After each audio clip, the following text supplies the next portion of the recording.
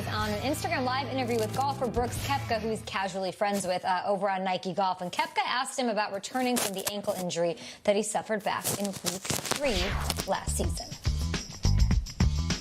Here's what he said, quote, with injuries, there's always a deadline for everyone, like the high ankle sprain takes 6 to 8 weeks or something like that. But I wanted to try and get it moving and try to get it as good as I can to get back. In the first game I came back, I ran a rush to the right side of the field, and I kind of got rolled up on it again. Luckily, it was wet. It was a raining game, so I didn't get stuck on anything, but it was just nagging. It happened. So Barkley, not one to make excuses for himself. He told me that himself when I caught up with him a couple of weeks ago. He thought last year was the best year of his career, facing all that adversity, and it's going to set himself up for a healthy and great, transcendent 2020 season. So, Shregs, what are your expectations for Saquon under a new offensive coordinator in this COVID-19 sitch?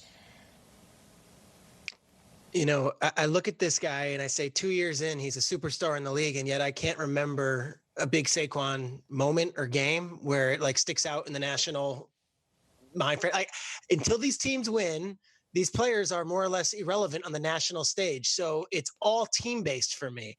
What are my expectations? He can run for 1,000 yards and catch 1,000 yards. Christian McCaffrey did that last year. No one knows that because the Panthers were not even in the playoff conversation at the end. So under that offense where Zeke Elliott had such success, and where he said he's been watching Zeke Elliott highlights, and with an improved offensive line, with some great new coaches that they've added, of course there's optimism.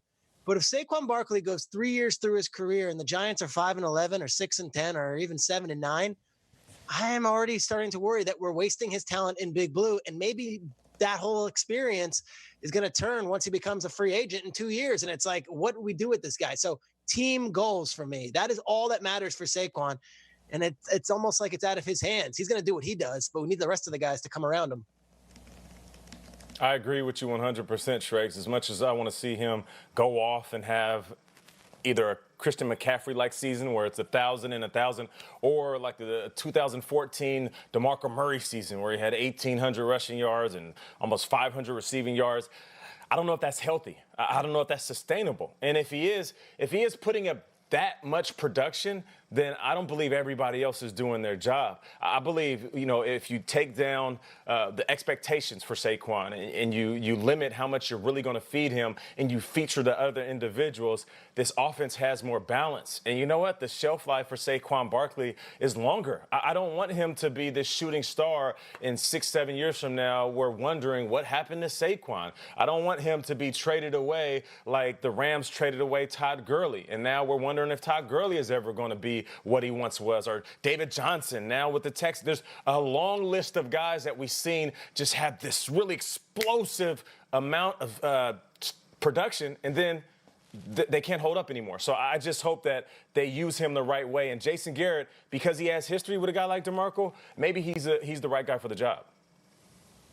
And now the hell with all that. A bunch of Buzz Killingtons this morning. This is Saquon's time, guys. Saquon's about to take off. We saw Zeke be the man. We have seen McCaffrey be the man. Derrick Henry at his moment. This is Saquon's moment. Most talented runner the league has seen since Adrian Peterson, but far more versatile. I think there are big things coming for the Giants this year, and it's not too hard to connect the pieces with Jason Garrett. It wasn't just that DeMarco Murray, a far inferior talent to Saquon, was successful. He had 449 touches. Saquon's going to get the ball all day. He's going to go ballistic. It's going to be when Thanos was raining fire on all the Avengers. Those are all the other running backs. And then Captain Marvel comes through and flies right through his bleeping ship. There's 26 right there. Captain Marvel, the best running back on the planet, is about to have an MVP caliber season, and I think the Giants will get a wild card because of it. How's that?